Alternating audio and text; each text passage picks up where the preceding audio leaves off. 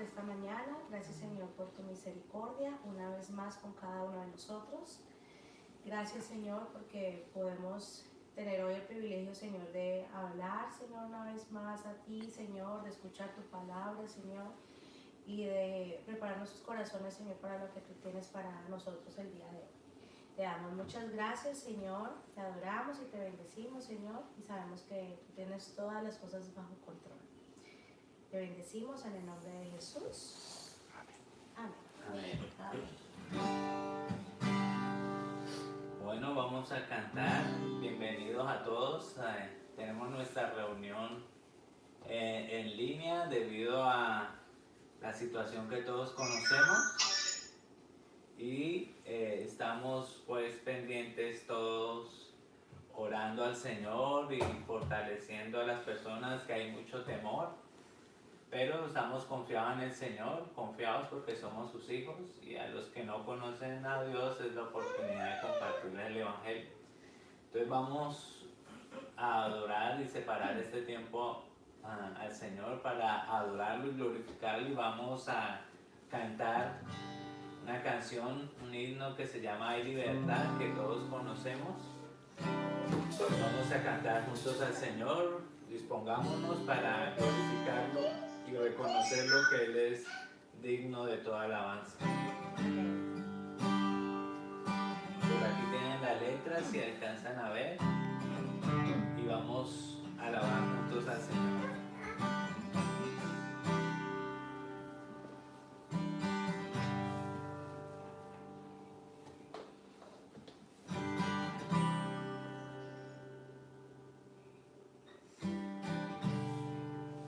Aquí estamos con Grace en la informalidad de la casa, que nos tocó la pantalla, pero ahí estamos. Vamos a colocar las letras de las canciones para cantarlos todos juntos. Dice: las cadenas de la muerte me quitó, para mí ya no hay condenación, hay libertad. Vamos a cantarlos juntos.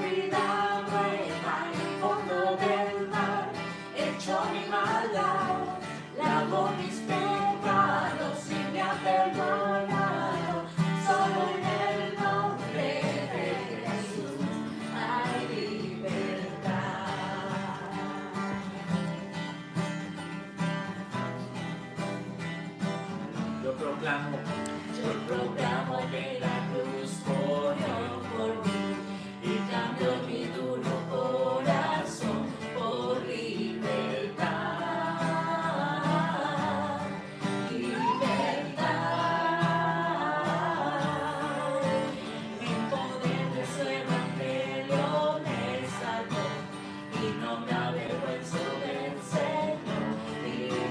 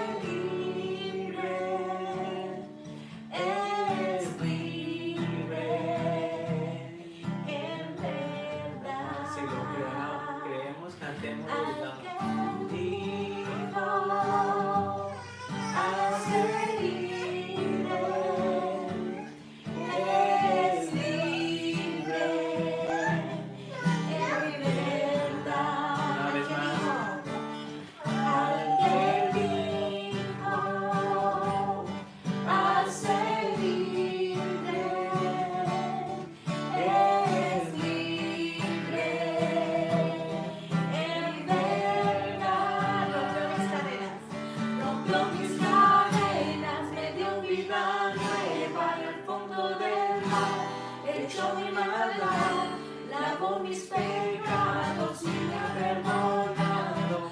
Solo en el nombre de Jesús rompió mis cadenas, me dio vida nueva del fondo del mar, hecho mi maldad, lavó mis pecados y me ha perdonado. Solo en el nombre de Jesús hay libertad. Amén. Eso es lo que el Señor hizo por nosotros y eso es lo que proclamamos. Y también proclamamos que Él es un Dios soberano, todopoderoso, es el Dios que adoramos, el Dios que está bajo control. Y eso es lo que cantamos ahora. Cantemos juntos entonces al Señor, el Dios que adoramos.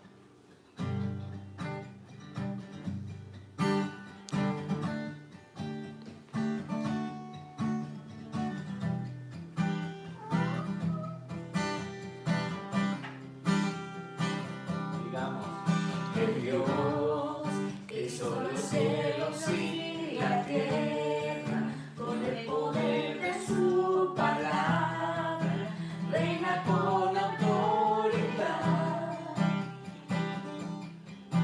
El Dios que aún los vientos le obedecen, una palabra suficiente para los muertos levantar.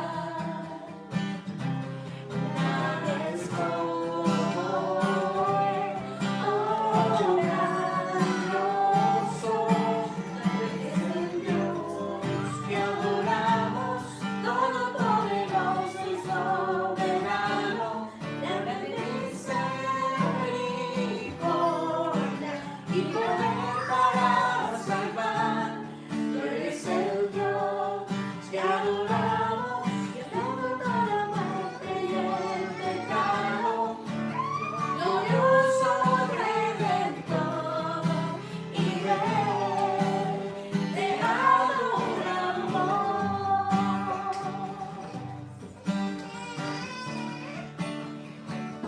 digamos, El Dios que desde el cielo desde su trono para llevar sobre sus hombros nuestra culpa y transgresión.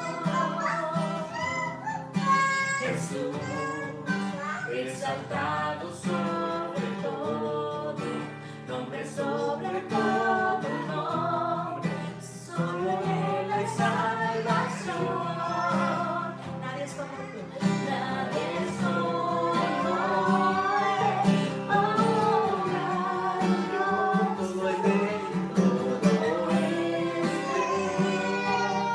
y para nadie es como tú, nadie es como Él, oh grandioso, todo es de Él, y para Él. Tú eres el Dios que adoramos, todopoderoso y soberano, grande en misericordia y poder para salvar. Tú eres el Dios que adoramos, que derrotó la muerte y el pecado, glorioso Redentor y Rey, te adoramos.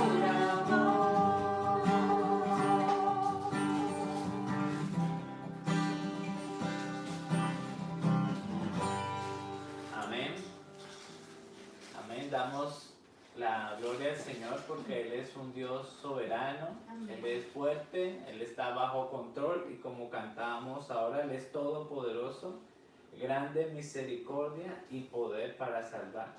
Ese es el Dios que adoramos. Amén. Amén. Amén. Y aprovechamos este momento para saludar a los que están conectados. No sé cuántos estén conectados. Ahorita vamos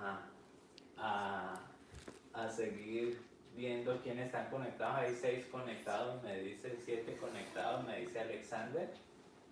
Le damos la bienvenida. Y este es el small group en español de la iglesia Greenfield Park Baptist Church. Y acá está con nosotros Clara, Grace, que la escuchaban por ahí. Estamos en la informalidad de la casa. Está mi mamá y está Alexander ahí en la cámara. Y los saludamos a todos. Háganos saber que está por ahí. Alexander está viendo quién está por ahí. Vamos a mirar quién está por ahí antes de empezar. Yo creo que están las 7 familias. Dice Clara que están las 7 familias. Porque son 7 conectados, creo. ¿Cómo va todo? Háganos saber cómo van con la situación. Estamos todos guardados en la casa, no tuvimos servicio de iglesia hoy. Y entonces por eso estamos haciendo nuestra reunión del small group o el grupo pequeño de la iglesia aquí en la casa. Y todos estamos conectados. Ahí los que estábamos pendientes, ahí está en Facebook, colocamos el link del grupo. Si no está el link, si alguien puede poner el link y lo pone ahí en Facebook, creamos una página de Small Group en español. Y si quieren compartir a su familia, ahí estamos viendo, a ver, y esperamos que los niños estén por ahí con este momento y sabemos que confiamos en el Señor y somos prudentes y sabios a la vez. Y no interrumpimos, nosotros hemos estado escuchando acerca del virus, del coronavirus, la gente ha leído mucho, pero no vamos a traer eso como distracción, sino vamos a continuar con nuestro estudio del libro de Juan, del Evangelio según San Juan. Y esa es nuestra intención, enfocarnos en el Señor. Y una vez nos enfocamos en el Señor, Él nos guarda seguro y seguimos nuestra rutina. Es tentador cambiar el tema, como todo el mundo está haciendo, de cambiar temas y empezar a hablar de profecías, empezar a hablar de declaraciones y de promesas sacadas de contexto, pero vamos a enfocarnos a conocer qué es lo que Dios dice en su palabra. Y de acuerdo a lo que está escrito. Y les invito a que vamos todos. Sí, mi amor. Al libro de Juan. Vamos a la Biblia. Y vamos al capítulo 2, versículo 13 al 25.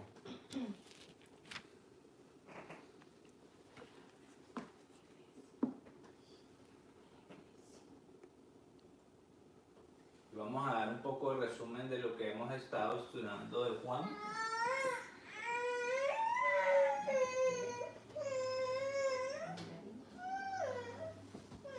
Y hoy vamos a entrar en el capítulo 2, versículo 13 al 25. Y ahí coloqué como título la indignación de Jesús ante la corrupción de la revelación del plan de Dios. Y vamos a mirar ahí cómo ese pasaje se aplica un poco al mundo actual y lo que estamos viviendo hoy. Y estudiando ese capítulo 2, había ahí en el capítulo 3 que sigue, está Jesús hablando con Nicodemo y es tentador empezar a hablar, saltarnos este capítulo 2, 3 al 25, empezar a hablar de la charla de Jesús con Nicodemo, porque ahí habla de un problema que tuvo Israel con unas serpientes y cómo eso se aplica, y podíamos empezar a hablar de eso para aplicarlo a la situación de las pestes hoy y aplicar ese pasaje y buscarle cómo acomodarlo, pero no vamos a hacer eso. Vamos a enfocarnos exactamente como la palabra de Dios la venimos estudiando y vamos a buscar en lo que el autor, el Espíritu Santo, el autor divino, y Juan, el autor humano, quieren decir en la palabra de Dios. Y vamos a ver el capítulo 2, una vez más, versículo 13 al 25, y como de costumbre hacemos, alguien va a leer ese versículo, en este caso Alexander va a leerles el versículo y vamos a seguir con la lectura del versículo. Vamos a leer entonces Juan capítulo 2, versículo 13 al 19. Ustedes lo pueden seguir en sus Biblias para que entendamos. Cuando leemos entendemos mejor. Entonces, si podemos todos ir a la Biblia y empezarlo a leer, Alexander va a hacer la lectura del verso 13 al 19. Estamos todos ahí. ¿Ok? Jesús purifica el templo. Estaba cerca la Pascua de los judíos, y subió Jesús a Jerusalén, y halló en el templo a los que vendían bueyes, ovejas y palomas, y a los cambistas allí sentados. Y haciendo un azote de cuerdas, echó fuera del templo a todos, y las ovejas y los bueyes. Y esparció las monedas de los cambistas, y volcó las mesas. Y dijo a los que vendían palomas: Quitad de aquí esto, y no hagáis de la casa de mi padre casa de mercado. Entonces se acordaron sus discípulos que estaba escrito: El celo de tu casa me consume. Los judíos respondieron y dijeron: ¿Qué señal nos muestras, ya que haces esto? Respondió Jesús y les dijo: Destruid este templo, y en 3 días lo levantaré. Amén, esa es la palabra de Dios. Pero ahí sigamos hasta el verso 25, del 20 al 25. Ahí todavía no termina la historia. Dijeron luego los judíos: En 46 años fue edificado este templo, ¿y tú en 3 días lo levantarás? Mas él hablaba del templo de su cuerpo. Por tanto, cuando resucitó de entre los muertos, sus discípulos se acordaron que había dicho esto, y creyeron la escritura y la palabra que Jesús había dicho. 23. Estando en Jerusalén en la fiesta de la Pascua, muchos creyeron en su nombre, y viendo las señales que hacía. Pero Jesús mismo no se fiaba de ellos, pues conocía a todos, y no tenía necesidad de que nadie le diese testimonio del hombre, pues él sabía lo que había en el hombre. Y ahí estamos viendo entonces en estos pasajes del 13 al 25, de los versos 13 al 25, estamos viendo la historia de la purificación del templo, muy popularmente conocida. Y como hemos venido estudiando más bien el Evangelio de Juan, en el capítulo 1 nos habla de Jesucristo como el Verbo y empieza a dar varios títulos a Jesucristo como el Hijo del Hombre, como la luz del mundo, y hemos venido hablando de estos temas en las reuniones pasadas. Vimos en el capítulo 2, en la última lección que vimos, el primer milagro, que fue las bodas de Canaán, si todos recuerdan. Y en las bodas de Canaán, eso, lo que nosotros llamamos milagro, Juan lo llama señales, y esas señales tienen un propósito, por eso se llaman señales, porque era señalar a la gente de Dios, en este caso Jesucristo, porque nadie podía hacer las obras que él hacía si Dios no estaba con él, como decía Nicodemo y como dijeron sus contemporáneos. Y esas señales tenían un propósito y era la revelación del plan de Dios. Y las señales que Juan nos muestra 7 señales o 7 milagros en el libro de Juan, que están desde el capítulo 1 hasta el versículo 11. Y usted dice: ¿y para qué vamos a saber todo eso de que Juan tiene 7 señales? Porque lo que vamos a intentar de hacer hoy, y es el trabajo de todo predicador de la palabra, es decir exactamente lo que el texto dice y no imponerle al texto su opinión personal. Entonces nuestro trabajo es decir lo que el autor, el Espíritu Santo y Dios mismo, que es su palabra, quiere decir en el texto. Entonces por eso cogemos el libro de Juan, sus 21 capítulos, y lo desglosamos, estudiamos su estructura, que tiene 21 capítulos, que el primer capítulo es la introducción, que el capítulo 2 al capítulo 11 tenemos 7 milagros, tenemos 7 declaraciones, afirmaciones de Jesucristo. Yo soy el pan de vida, yo soy la luz del mundo, yo soy la puerta, yo soy la resurrección y la vida. Hay 7 declaraciones de Jesucristo acerca de su identidad, y eso es muy importante porque Juan tiene ese propósito, por eso hacen esos números, porque le está indicando, como dice en el capítulo 20, versículo 31, que estas cosas fueran escritas para que ustedes crean que Jesús es el Cristo, el Mesías que había de venir, y para que creyendo tengáis vida en su nombre, vida eterna en su nombre. Ahí Juan nos está diciendo el propósito del libro, y esto es un repaso de lo que hemos visto. ¿Para qué? Para que cuando entremos en materia de estudiar este texto que estamos analizando y estamos estudiando, miremos lo que el Espíritu Santo quiere decir, no opiniones personales. Y cuando empezamos a hablar de este texto tenemos que ir al contexto inmediato, y como decíamos ahorita, el texto inmediato y el contexto fueron las bodas de Canaán, y la primer señal de Jesucristo que fueron las bodas de Canaán. Y en la reunión pasada dijimos que el propósito de esa señal de Juan, ¿cuál era? Era de revelar a Jesús como el Cristo, pero revelando el plan de Dios. ¿Quién es Él? O sea, Él es divino, y qué fue lo que vino a hacer, o sea, su obra en la cruz. Por eso Jesucristo le dijo a María: mujer, aún no ha llegado mi hora.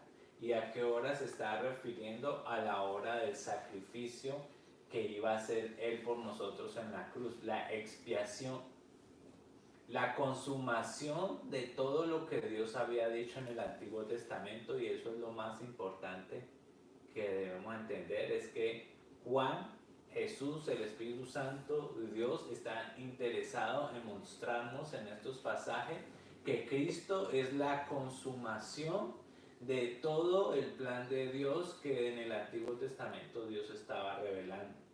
¿Y cómo se revela esto en la señal del agua al vino? Vimos que se acabó el vino en una fiesta judía, y que llenaron no los cántaros del vino, sino los cántaros, las vasijas que usaban para la purificación, que era un rito de la purificación que usaban los judíos. Y Jesús hizo esto con un propósito, y es mostrar el nuevo pacto. Antes era el pacto de la ley, y ahora es el nuevo pacto de la gracia, y vino a mostrar la transición del nuevo pacto. ¿Cómo? Que fue algo sobrenatural. Convertir el agua en vino es algo sobrenatural, todos sabemos eso. Y esa obra sobrenatural, que solo Dios la puede hacer, de convertir el agua en vino, esa obra sobrenatural la hizo Jesucristo físicamente para ilustrar visualmente qué es lo que Él iba a hacer en su misión salvadora. ¿Por qué fue el primer milagro? Pues es el milagro con el cual introdujo su ministerio aquí en la tierra, Jesucristo.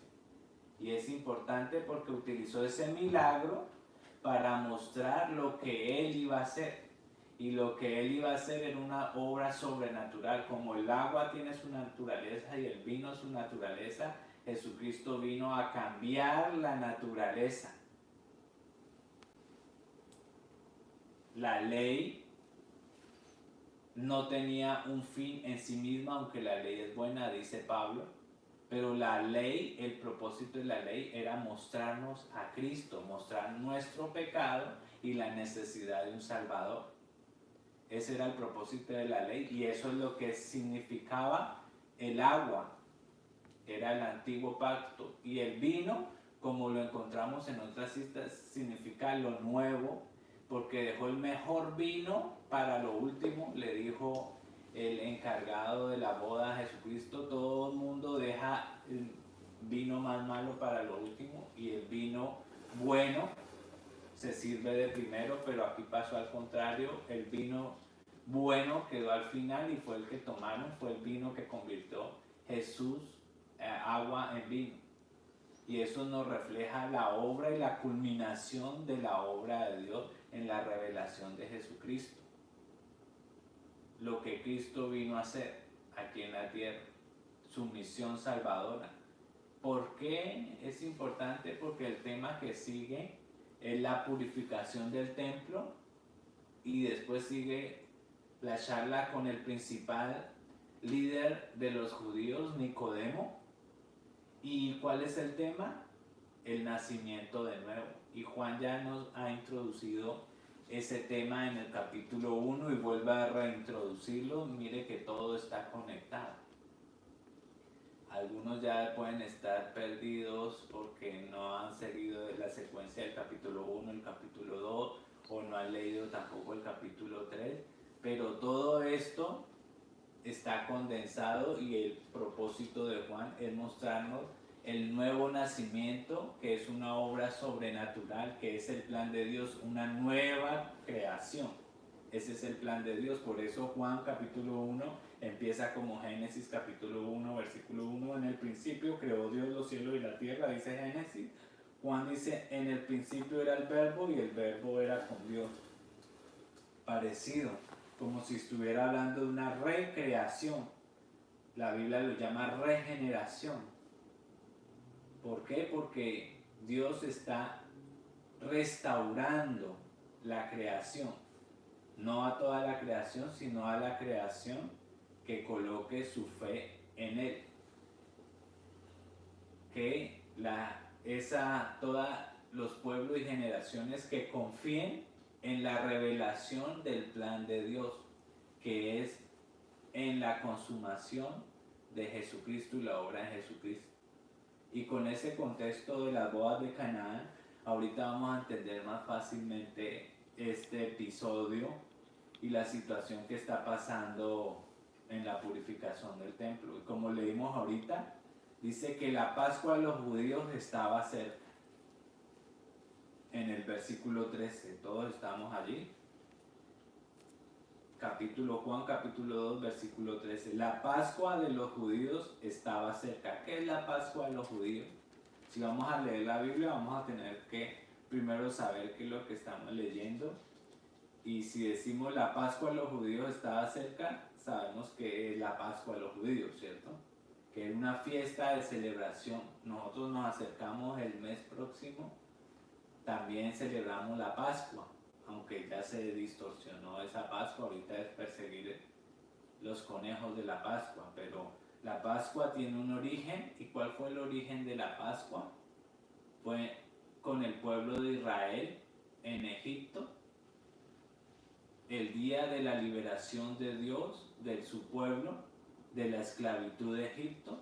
A partir de ese momento se celebró la Pascua de los judíos, una fiesta de celebración mandada por Dios para que recuerde su pueblo cómo fueron rescatados de la esclavitud. Y cuando entendemos que Juan tiene un propósito en su libro, está hablando, la Pascua a los judíos estaba cerca. Primero empezó con una fiesta que era una boda, ahora tiene otra fiesta que era la fiesta de la Pascua, la celebración de la liberación de Israel de Egipto. Juan tiene un propósito y dice, y estaba cerca esta Pascua y Jesús subió a Jerusalén. ¿Y por qué subió a Jerusalén Jesús? ¿Y por qué dice que subió? Porque Jerusalén y principalmente el templo estaban como en una montaña. Ahorita vamos a ver un mapa ahí para que tengamos una idea visual de lo que está pasando. Pero dice, y Jesús subió a Jerusalén. Conecta la Pascua y conecta a Jerusalén. ¿Por qué? ¿Dónde se celebra la Pascua? En Jerusalén. No podía ser en otro territorio, tenía que celebrarse la Pascua en Jerusalén. Y había tanta gente en Jerusalén que por edicto tenía que ampliar la zona geográfica de Jerusalén por un edicto en los tiempos de Pascua para que la gente pudiera decir estoy en Jerusalén, porque en el momento de la Pascua había peregrinación todo el mundo hacia Jerusalén. Eso es para que entendamos un poco el contexto. Y en el versículo 14 vamos a ver cuál es la situación. Ese fue el contexto. Jesús va hacia Jerusalén en un tiempo de Pascua que se está acercando. Y el versículo 14 dice, y encontró en el templo a los que vendían bueyes, ovejas y palomas.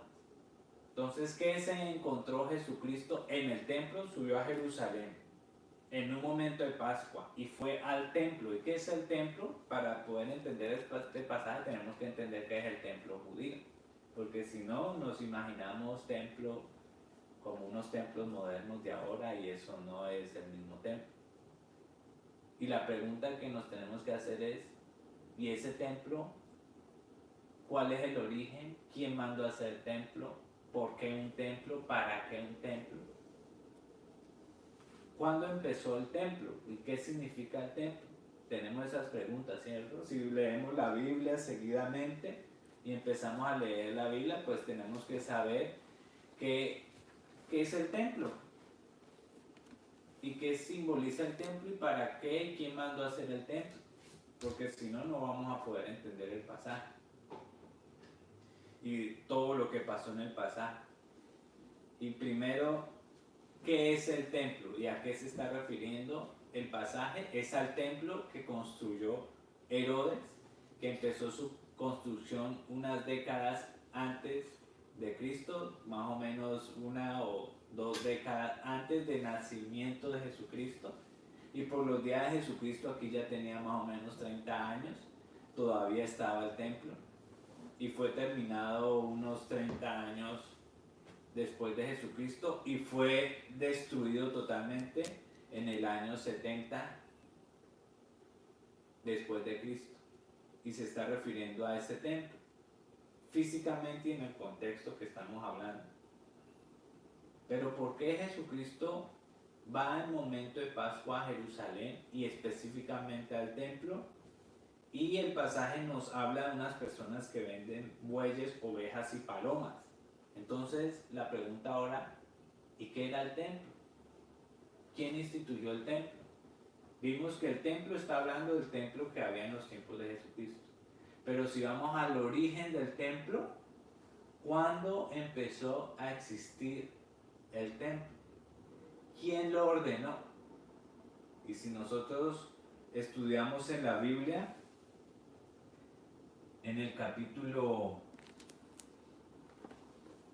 por ejemplo, Éxodo 25:8, nos habla de cómo Dios mandó a diseñar un tabernáculo, que es el primer imagen del templo, el tabernáculo, y todo el mundo dirá que es un tabernáculo. ¿Cuándo se empezó a construir un tabernáculo? En los tiempos de Jesucristo se llamaba templo, pero era la misma idea.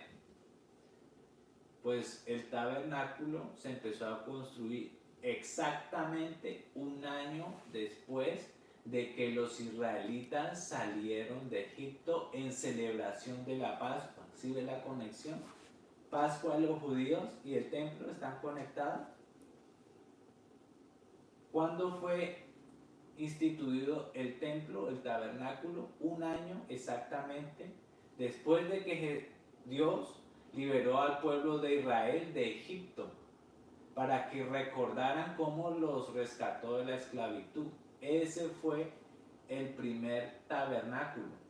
Y Dios dio, como dijimos ahorita en Éxodo 25:8, específicamente el modelo a Moisés para que se construyera ese tabernáculo, y se hizo todo de acuerdo al modelo, como dice en Hebreos también 8, y tenía que utilizarse exactamente la madera, los utensilios, los objetos, todos habían sido mandados por Dios, porque Dios, ahora es el propósito. ¿Para qué era el templo? Porque Dios iba a establecer su morada en medio de los hombres.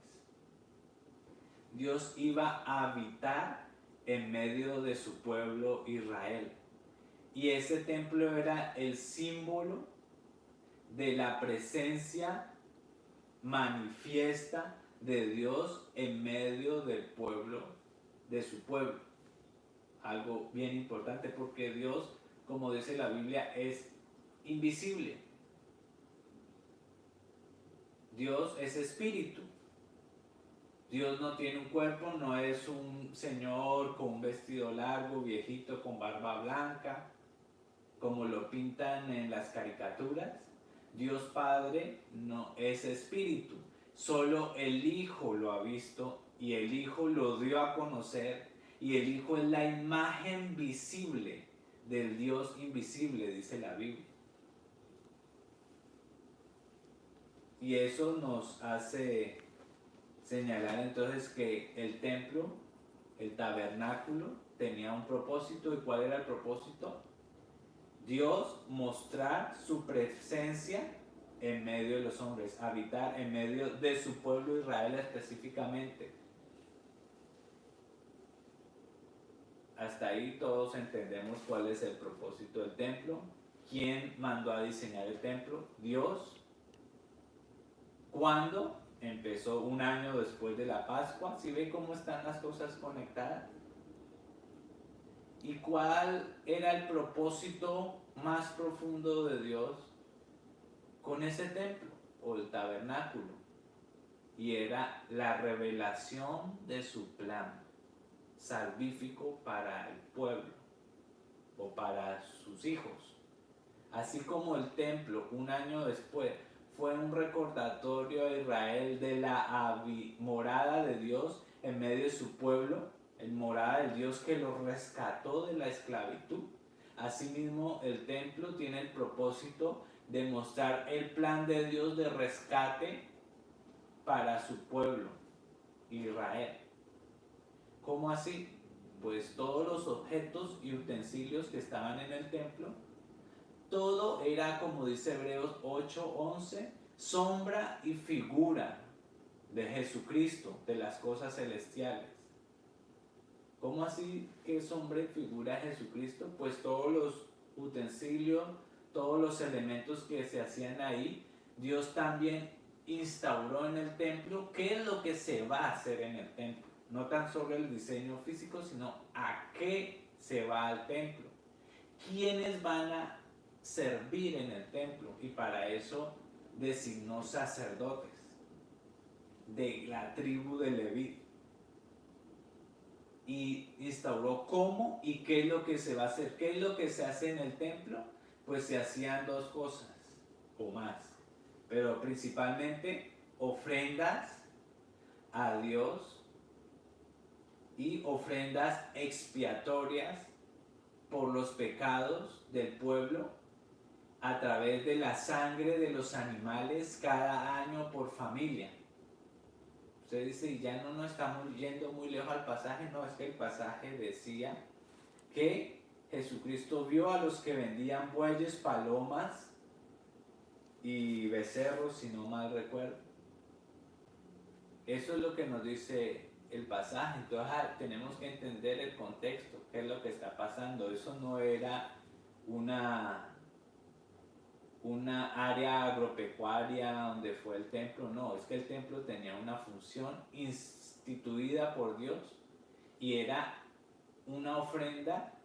Las personas, cada familia tenía que dar dos ofrendas. Una ofrenda que era de agradecimiento a Dios por lo que Dios le había dado, y otra ofrenda era una ofrenda expiatoria en reconocimiento y arrepentimiento, reconociendo: yo soy pecador y necesito un sustituto, que por medio de la vida de ese sustituto, en este caso el animal, yo reconozco que yo debería morir, pero murió el animal en mi lugar porque así Dios lo designó. Y en obediencia a Dios el pueblo tenía que hacer sacrificios expiatorios. ¿Qué significa expiatorio? Que la culpa que era mía iba a ser transferida a esa vida que iba a ser tomada por la mía. Y eso nos lleva a que Dios está visualmente ilustrando a su pueblo. Por medio de la ley ceremonial, estaba demostrando a su pueblo que tenemos que reconocer la santidad de Dios y nuestro pecado y lo costoso que es nuestro pecado, porque era una vida que se iba a intercambiar por la otra. Había una sustitución, había un sacerdote que era el intermediario, no se podía ir a decir, Dios, yo te sacrificio y yo lo hago a mi manera, no, se tiene que hacer a la manera de Dios, y Dios instituyó sacerdotes que eran intermediarios entre el pueblo y Dios, y al sacerdote se le tenía que ofrecer ese animal, y tenían que hacer colas y tenían que llevar el animal, y si era una familia muy pobre, una persona muy pobre, eran pichoncitos, pajaritos, torcasas. Si tenía un poquito más plata, tenía que ser paloma. Si tenía más plata, ovejas. Si tenía mucha plata, becerros. Si tenía mucha plata, muchos becerros, como lo hizo Salomón. Y dependiendo de su capacidad económica, así era, pero tenía todo el mundo que sacrificar un animal. Y ese era el modelo de Dios en el Antiguo Testamento. ¿Y qué señala, como dice Hebreos 8, qué señalan todas esas cosas? Señalaba hacia el futuro, hacia un próximo Mesías Redentor que iba a terminar con los sacrificios como fue profetizado, y todo el mundo estaba esperando al Cristo en griego, o en hebreo al Hamashiach, al Mesías en español.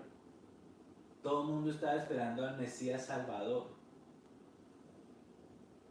que iba a acabar con los sacrificios, iba a satisfacer, iba a ser el sustituto agradable en el que Dios iba a tener toda su complacencia. Y ahorita entendiendo eso, ya vamos a poder entender un poco más el pasaje. Y dice, encontró el 14, capítulo 2, versículo 14, volvamos ahí. Dice, y encontró en el templo a los que vendían bueyes, ovejas y palomas, y a los que cambiaban dinero allí sentados. Hasta ahora no ha pasado nada. Entonces, que hayan personas que vendan bueyes, ovejas y palomas, no es raro. Pero que estén en el templo, sí es un problema. Tendrían que ser alrededor de Israel, pero no en el templo. Y habían cambistas de dinero. ¿Por qué?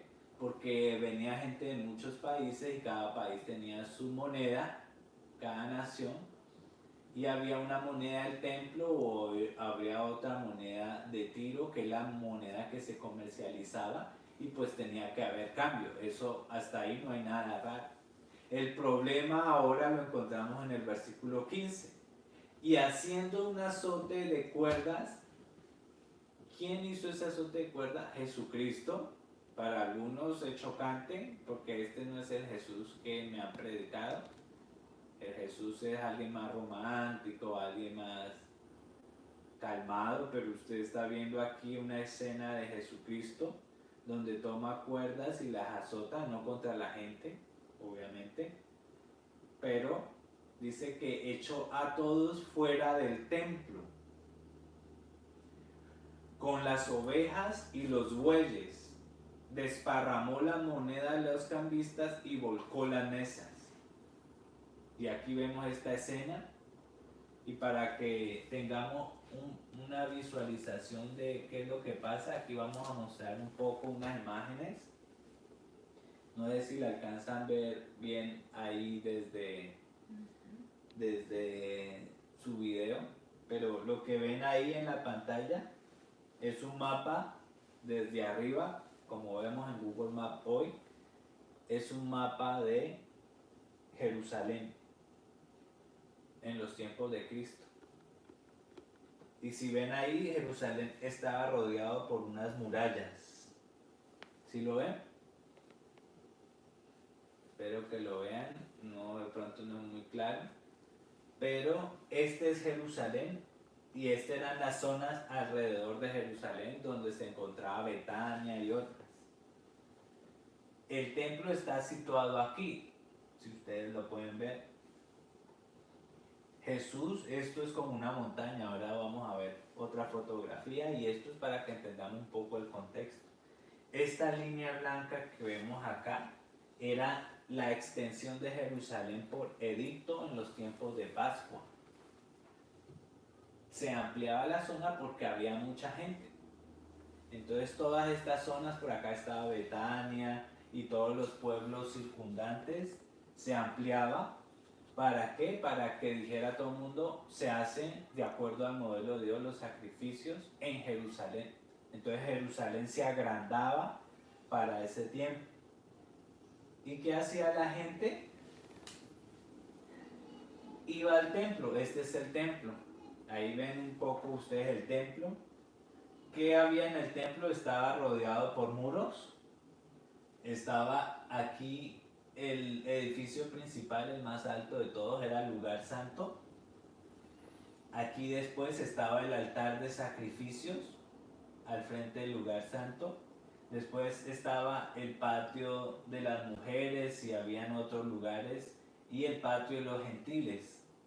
Y si ven que está como sobre una montaña, por eso dice que subió a Jerusalén. Y en este lugar, el patio de los gentiles, aquí estaba Jesucristo. Ahí fue donde entró con sus discípulos. Y aquí en este lugar es donde estaban los mercaderes de bueyes, de palomas, de ovejas. ¿Y qué es lo que encontró Jesucristo cuando entró? Que había toda una plaza de mercado dentro del templo. Eso debería estar fuera del templo. Si ustedes ven por acá, hay unos estanques donde se lavaban los animales. Y antes de llevar los animales al templo, tenían que pasar por un proceso de revisión, porque a Dios no se podía ofrecer la oveja, la coja, la voy a llevar a Dios de ofrenda porque esa es la que me sobra y no sé qué hacer con esa oveja.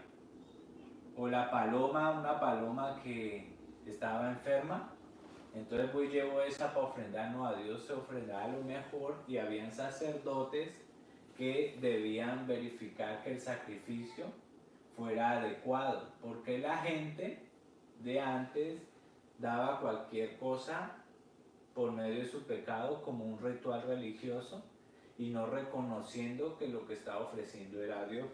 Entonces había un lugar donde se inspeccionaban los animales antes de ofrecer.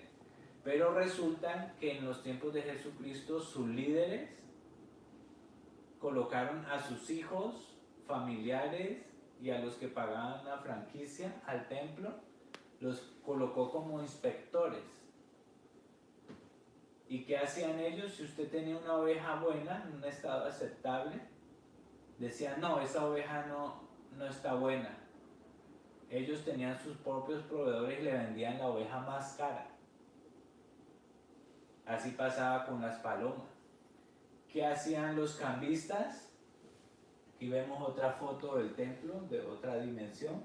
Aquí estaba Jesucristo en este patio. Aquí está el lugar santo, aquí donde ofrecían los sacrificios. Aquí donde estaba el patio de las mujeres. Por aquí pasaban los animales. Todo esto se llenó un negocio en el templo de Dios. Recuerden cuál era el propósito del templo de Dios.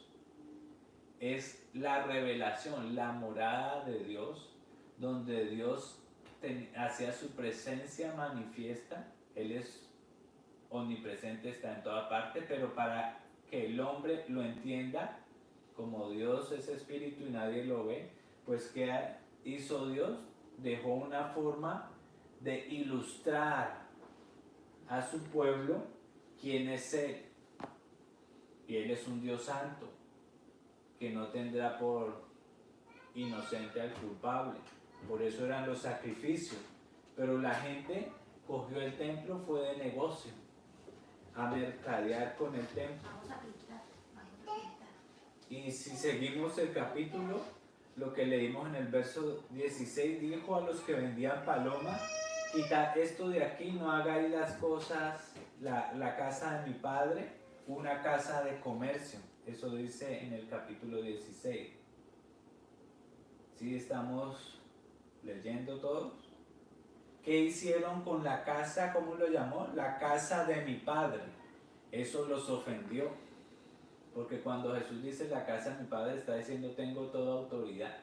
Nadie se atrevía a decir de la casa de mi padre. Y dijo, habéis convertido la casa de mi padre en una casa de comercio, la convirtieron en una galería. Y el 17 dice, sus discípulos se acordaron de que estaba escrito, el celo por tu casa me consumirá. Está escrito en los Salmos, está escrito en el profeta Isaías, 750 años antes de Cristo aproximadamente. Recordaron que esa era la misión del Mesías, el celo por la casa de Dios. ¿Por qué lo llama casa? Porque es la morada de Dios en su pueblo, donde Dios iba a mostrarse a su pueblo como un Dios que está con ellos, como significa Emmanuel, Dios con nosotros. ¿Y quién es ese? Jesucristo. Ese era el nombre profetizado por Jesucristo, para Jesucristo más bien. Y aquí entonces está pasando de que el 18, verso 18 dice, entonces los judíos respondieron y le dijeron, ya que haces estas cosas, ¿qué señal nos muestra? ¿Qué señal nos muestra? Querían ver otra señal, porque como dijo, esta es la casa de mi padre, ¿con qué autoridad hace esto?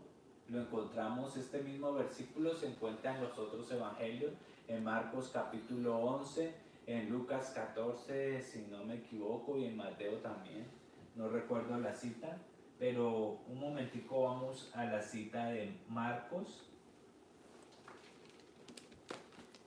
en el capítulo 11, es un verso paralelo quiere decir que esa historia también está en Marcos. Dice que llegaron a Jerusalén y entrando Jesús en el templo comenzó a echar fuera a los que vendían y compraban en el templo. ¿A quiénes echó? No solo a los que vendían. ¿De quién era la culpa también? De los que compraban.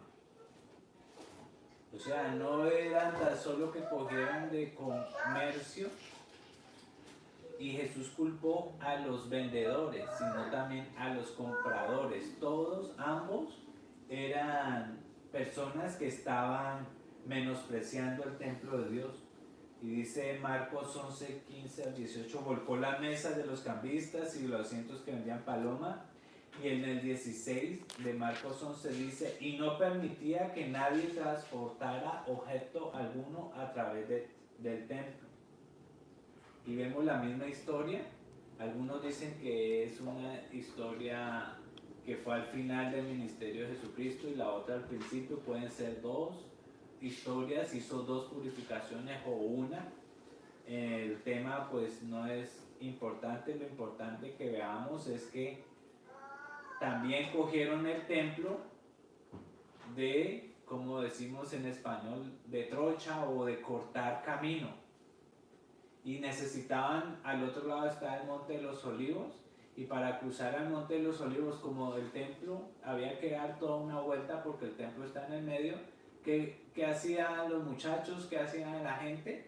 Voy a hacer un mandado al Monte de los Olivos al otro lado. Pues cruzámonos por el templo, es más rápido que dar toda la vuelta. Así era de lo irreverente que era en los tiempos de Jesucristo. Cogieron el templo simplemente para cortar camino y no reconocieron que la morada de Dios estaba entre ellos.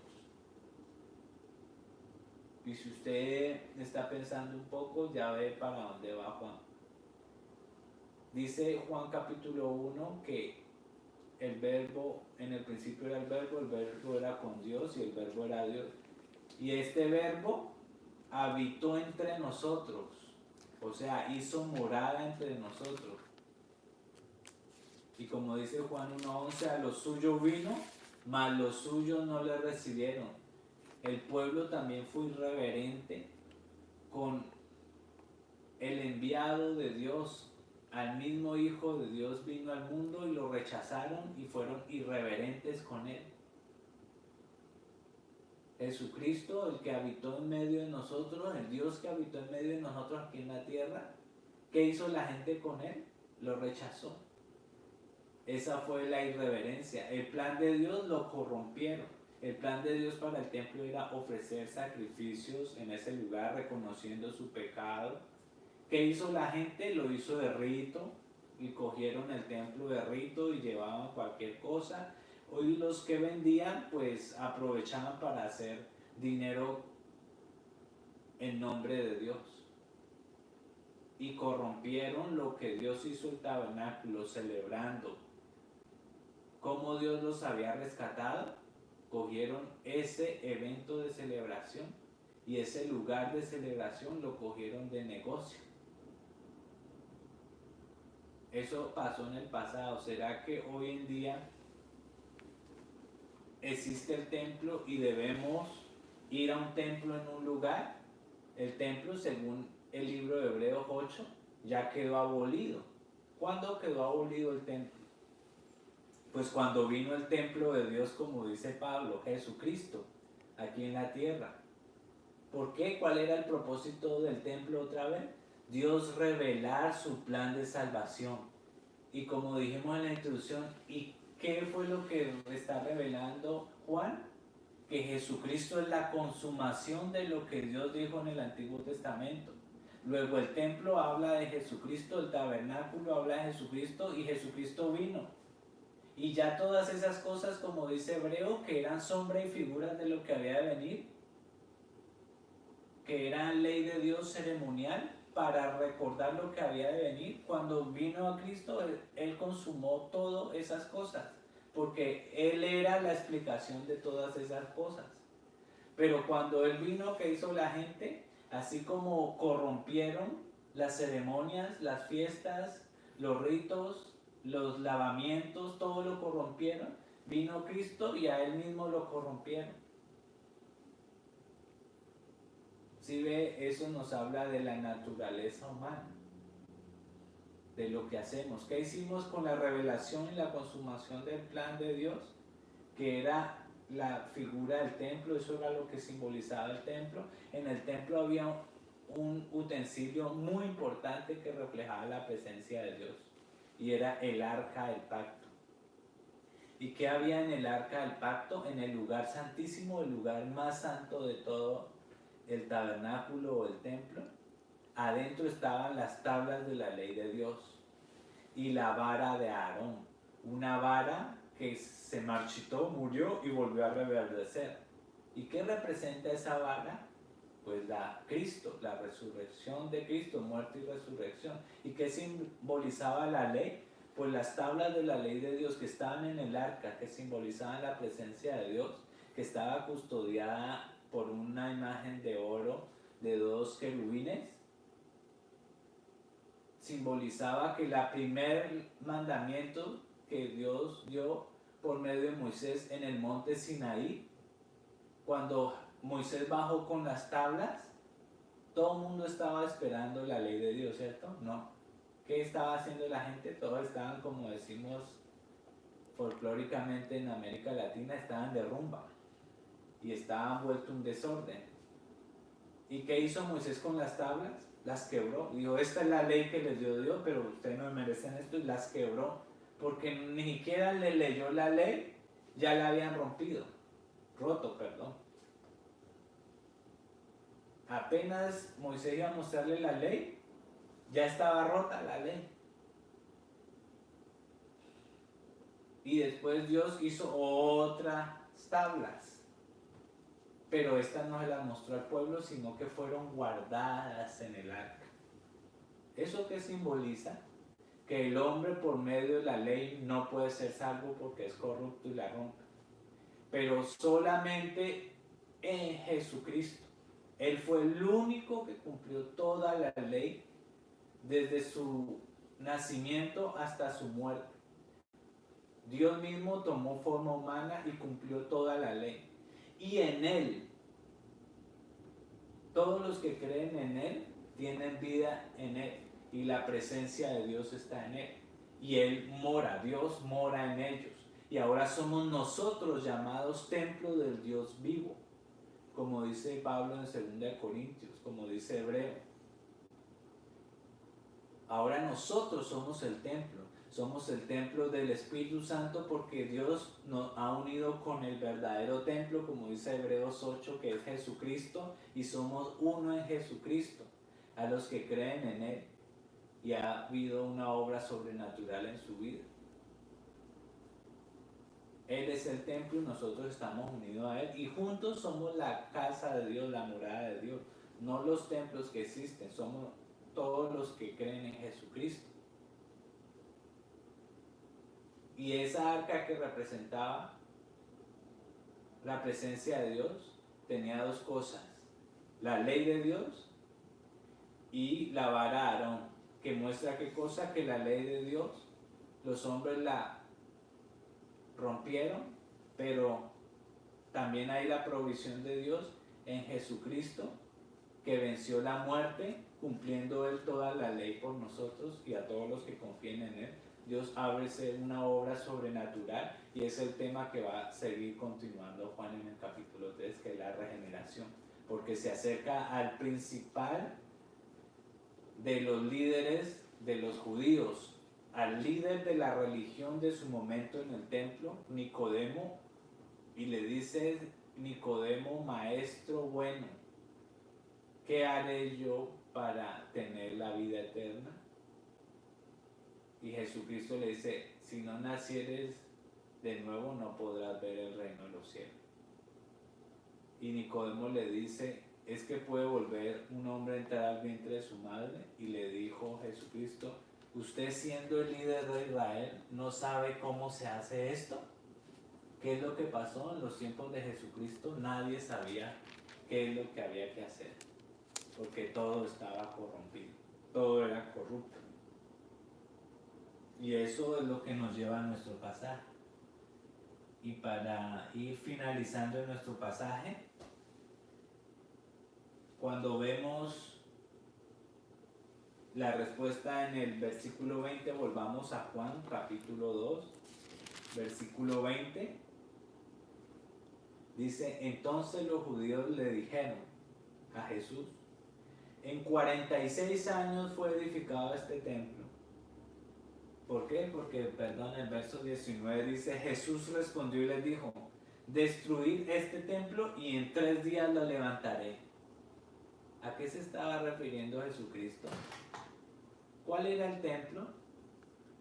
Su cuerpo. ¿Sí ves lo que decíamos ahorita? Que Jesucristo ahora es el templo, la consumación de lo que significaba el templo. Y ahora nosotros, todos los que nos unimos a Cristo por medio de la fe, somos un templo con Él, y nuestros cuerpos son templos del Espíritu Santo. Y el 19, nuevamente Jesús respondió y dijo: destruid este templo y en 3 días lo levantaré. El 20 dice: entonces los judíos dijeron: en 46 años fue edificado este templo, ¿y tú lo levantarás en 3 días? Ellos no entendían nada. Todo este pasaje era oscuro, la historia era oscura, el Antiguo Testamento era oscuro, y metían sus interpretaciones. Y en el versículo 21 dice: pero él, Jesús, hablaba del templo de su cuerpo. ¿Sí lo vemos ahí? El 22 dice: por eso, cuando resucitó de los muertos, ¿sí lo vemos? Cuando resucitó de los muertos, ¿sí ve que el tema de Juan y el tema del templo y la conexión del arca y ver qué es lo que pasó en el contexto es importante para entender el pasaje? Si no entendíamos qué es la Pascua, por qué el templo y todo eso, nos perdemos en este pasaje y sacamos de ahí cualquier otra explicación. Pero mire lo que dice Jesucristo: por eso, dice Juan, cuando resucitó de los muertos, sus discípulos se acordaron que había dicho esto. ¿Cuándo se acordaron los discípulos que había dicho eso? Ya cuando Jesucristo resucitó, porque antes de resucitar sus discípulos no creían en Él. Solo cuando resucitó de los muertos se acordaron. ¿De qué episodio? Del episodio de la purificación del templo. Se acordaron que hablaba de su cuerpo, que el templo lo representaba a Él, Y dice, y creyeron, ahí sí los discípulos creyeron en la Escritura y en la palabra que Jesús le había hablado. Y en el 23 dice, cuando estaba en Jerusalén, ¿quién? Jesucristo, durante la fiesta de la Pascua, muchos creyeron en su nombre al ver las señales que hacían. Entonces aquí hay como algo raro en este texto. Los discípulos creyeron solamente cuando resucitó.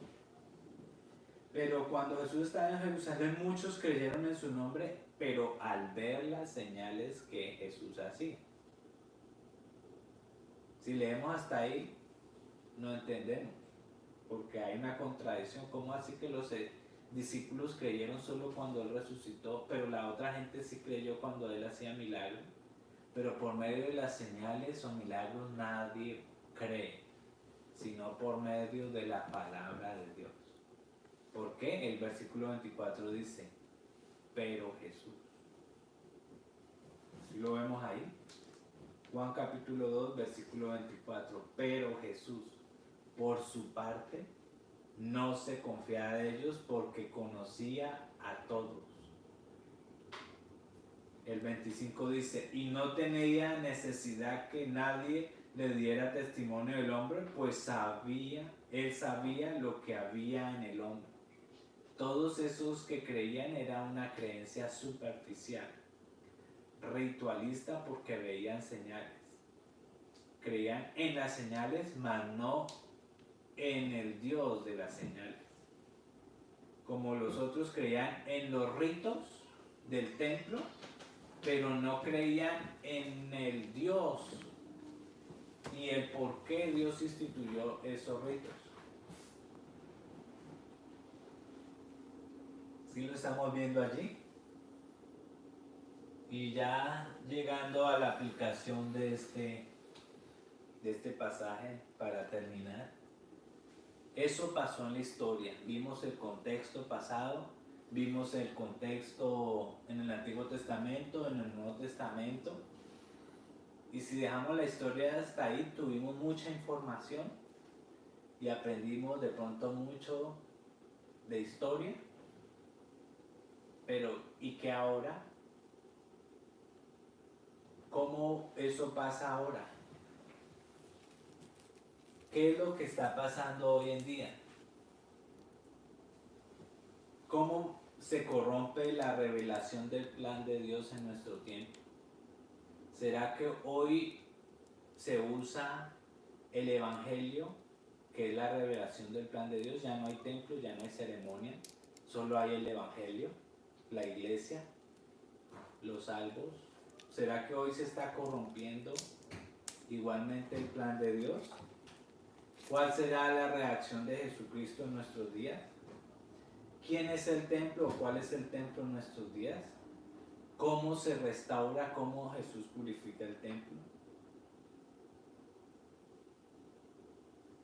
Hoy en día mucha gente ha tomado el Evangelio como negocio. Como en los tiempos de Jesucristo era el templo, hoy no se sabe que no se sacrifica. ¿Qué se coge de negocio hoy en día? El Evangelio. El sagrado Evangelio de Dios. Y la gente distorsiona el Evangelio. Y el Evangelio es otra cosa, como dice Pablo en Gálatas. Estoy sorprendido que haya seguido otro Evangelio, otro Jesús, del que nosotros le hemos dejado. No que haya otro Evangelio, sino que hay muchos que han distorsionado el verdadero Evangelio. El que haga tal cosa sea anatema. Gálatas capítulo 1. Y así se está distorsionando en nuestros días el Evangelio. La palabra de Dios dice que en nuestros días se levantarán falsos profetas entre el pueblo, así como habrá también falsos maestros entre vosotros. O sea, desde el tiempo de los apóstoles ya habían falsos maestros, los cuales encubiertamente introducirán herejías destructoras, negando incluso al Señor que los compró y trayendo sobre sí una destrucción repentina. Muchos seguirán su sensualidad y por causa de ellos el camino de la verdad será blasfemado. Así como se blasfemó sobre el templo, será blasfemado el camino de la verdad. Y en su avaricia, la misma avaricia que había para vender bueyes, comprar bueyes, en su avaricia explotarán con palabras falsas. El juicio de Dios desde hace mucho tiempo no está ocioso ni su perdición dormida. Recuérdense que en el templo eran tanto los culpables como los vendedores como los compradores. Él echó a todos y su rabia, santa ira, en ese momento fue contra todos. Y dice la Biblia que tienen los ojos llenos en adulterio y nunca cesan de pecar, hablando de estos falsos profetas. Dicen que seducen a las almas inestables. Ellos seducen a las almas inestables. Tienen un corazón ejercitado en la avaricia. Son hijos de maldición. Abandonando el camino recto, se han extraviado siguiendo el camino de Balaam, el hijo de Beor, quien amó el pago de la iniquidad, pero fue reprendido por su transgresión, pues una muda bestia de carga, hablando con voz humana, reprimió la locura del profeta. El verso 17 dice: estos son manantiales sin agua, estas personas, brumas impulsadas por una tormenta, para quienes está reservada la oscuridad de las tinieblas. Pues hablando con arrogancia y vanidad, seducen mediante deseos carnales, por sensualidad, a los que hace poco escaparon de los que viven en el error, y le prometen libertad mientras que ellos mismos son esclavos de la corrupción, pues uno es esclavo de aquello que le ha vencido. Eso fue en los tiempos de Pedro, los falsos profetas. ¿Qué pasará en nuestros tiempos? ¿Será que esto describe también la realidad de los que supuestamente merecían ser la casa de Dios aquí en la tierra, que es la iglesia? Algunos que profesan ser la iglesia es que estamos corrompiendo el evangelio y haciendo mercadería del evangelio, o estamos proclamando la verdad de Dios.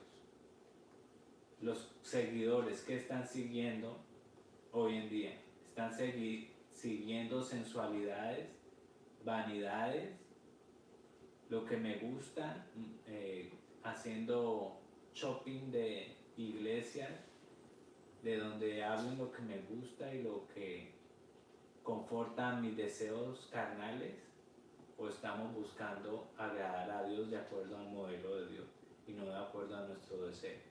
¿Qué estamos ofreciendo a Dios? ¿Será que los tiempos han cambiado y hoy en día somos más reverentes que antes? ¿O ahora la irreverencia se ha introducido a los que proclaman ser la iglesia de Dios? ¿Es que se está adorando a Dios o se está adorando a los hombres? Y lo importante es el entretenimiento, lo importante es que la persona se sienta bien. Así cambiemos el modelo y ya no prediquemos la palabra, sino que prediquemos motivación. No adoramos a Dios, sino que cantamos canciones mundanas con estilos mundanos para que los mundanos adoren a Dios. El mundano no puede adorar a Dios. Solo los que adoran a Dios son los hijos de Dios. Los que son su pueblo lo adoran. Los que son incrédulos odian a Dios, están contra Él, y ese es el tema de Juan 4, con la mujer samaritana. Y para allá va Jesucristo con la historia, a restaurar la adoración a Dios. Porque el Padre busca adoradores que le adoren en espíritu y en verdad. Esos son los adoradores que busca Dios. Y ese es nuestro propósito, ser adoradores de Dios. Pablo dice que me temo de vosotros que como la serpiente con su astucia engañó a Eva, vuestras mentes sean desviadas de la sencillez y pureza de la devoción a Cristo.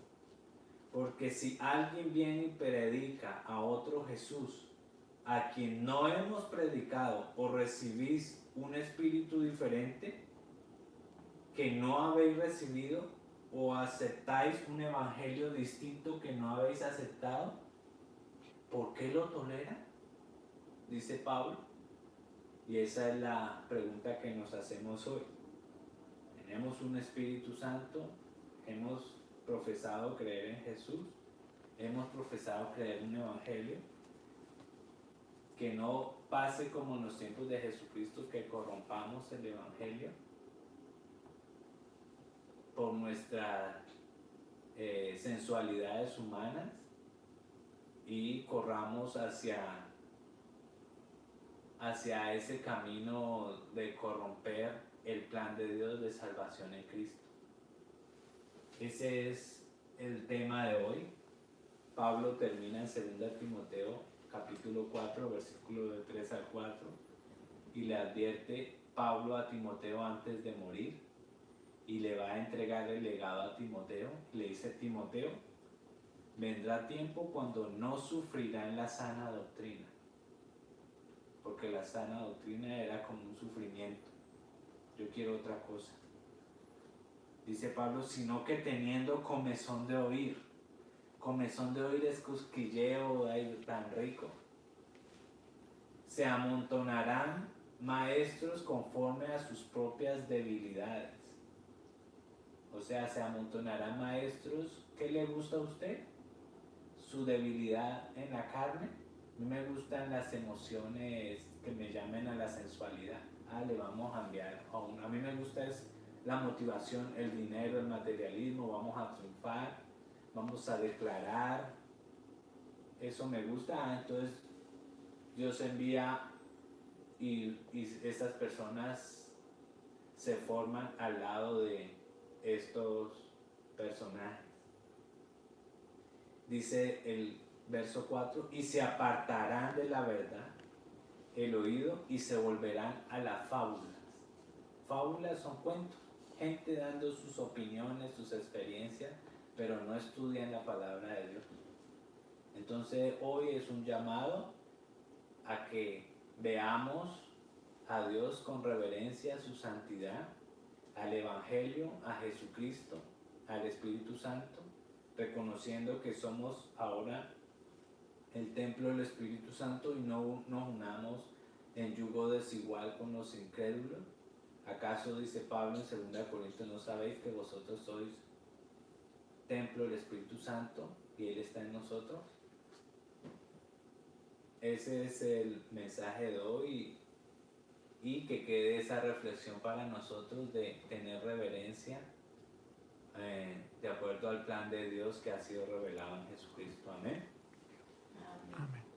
Y vamos entonces a orar para terminar. Padre Santo, gracias por esta tarde, gracias por cada uno de los que nos reunimos aquí por medio de esta herramienta, Señor. Gracias por permitirnos hacerlo. Esperamos que tu palabra quede en nuestros corazones y que podamos vivir tu palabra, Señor. Te pedimos por las naciones, diferentes naciones en el mundo, que a los que son tuyos damos palabras de aliento, de que no hay temor, de que tú estás con nosotros y que no tenemos miedo de nada, porque tú estás con nosotros, sea que vivamos o sea que muramos, del Señor somos. Sabemos que no vamos a llegar a esas instancias, estamos tranquilos, pero también estamos confiados de que tú eres soberano y estás bajo control de todo, y que no estamos exentos, pero sí estamos seguros en ti porque estamos escondidos en Cristo. Pero a los que no te conocen, los llamamos al arrepentimiento, a la fe, a que hay un Salvador y es Jesucristo, que hay un diagnóstico que Dios, el creador del universo, da al hombre, y que el hombre está ya condenado, y que la única forma de encontrar salvación es en Jesucristo, su Hijo, al que Dios dio por propiciación por medio de nosotros, para que todos los que creen en Él no se pierdan, sino que tengan vida eterna. Gracias, Señor. Te pedimos por cada una de estas personas, sé tú con tu Espíritu Santo hablando. En el nombre de Cristo Jesús oramos. Amén. Amén. Bueno. Bendiciones a todos y estamos ahí comunicándonos. Bendiciones, Padre.